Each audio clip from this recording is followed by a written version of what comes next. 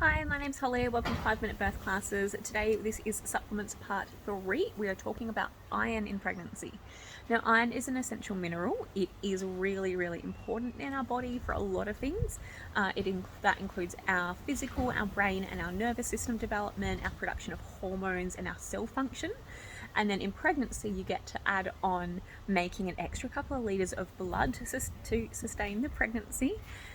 As well as creating a placenta, which is the most iron-rich organ that you ever make.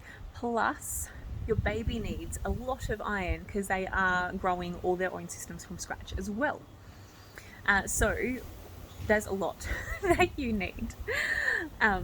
In pregnancy, your normal circulating blood volume increases 30 to 50%, which for an average sized woman will be about 2 litres. Now, the part that makes our blood look red is hemoglobin, our red blood cell, and we use iron to make hemoglobin. Hemoglobin transports oxygen around our body, does a lot of other things as well.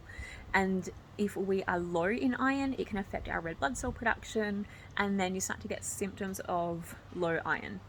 So symptoms of low iron include being short of breath, being extra fatigued, getting dizzy, lightheaded spells, having restless legs, especially at night time.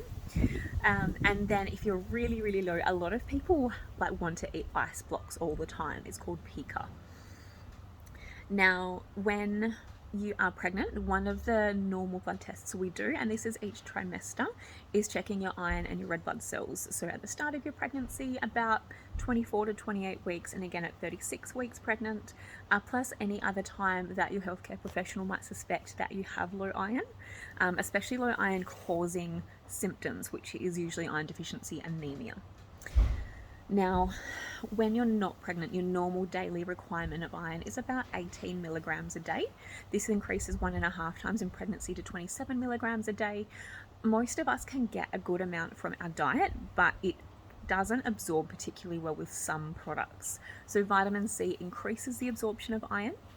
And then a lot of things actually decrease the absorption. So that includes things like calcium, especially in dairy calcium.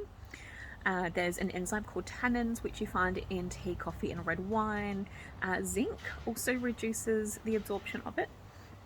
And so if you have any of those things with your iron, so say for example you have a iron fortified cereal, but you put cow's milk on top of that to have your cereal, you're not going to get any of the iron. So you have to be really tricky about this to try to figure out how to get iron in your diet. So there's 2 different forms of dietary iron. There's animal products and non-animal products. Animal products, we're talking about meat, obviously. The redder it is, the more iron it contains. So, like beef, lamb, chicken, seafood, and eggs all have a decent amount of iron in them.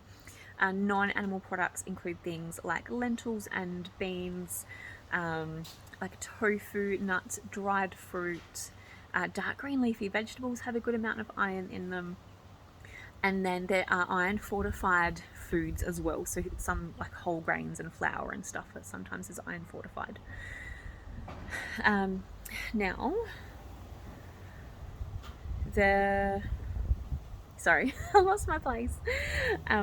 So gut irritation happens with a lot of iron supplements. So with people who take iron supplements, you can get some like nausea, bloating, vomiting, diarrhea. They're all really common, unfortunately. Constipation is really common as well. With that, sometimes you just have to change brands. For some people, your bodies just don't like iron in a compound as a tablet. There's a lot of different brands out there these days. There's also liquid forms of iron.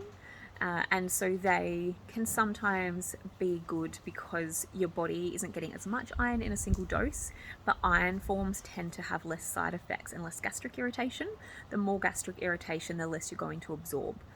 So there's some really good research that's come out recently that says one iron supplement, especially in tablet form, only every 2nd day for the best absorption. If you're taking more than that, especially some people are told to take 2 tablets a day in pregnancy, you're going to absorb less because your body gets overwhelmed, extra irritated, and then reduces absorption overall.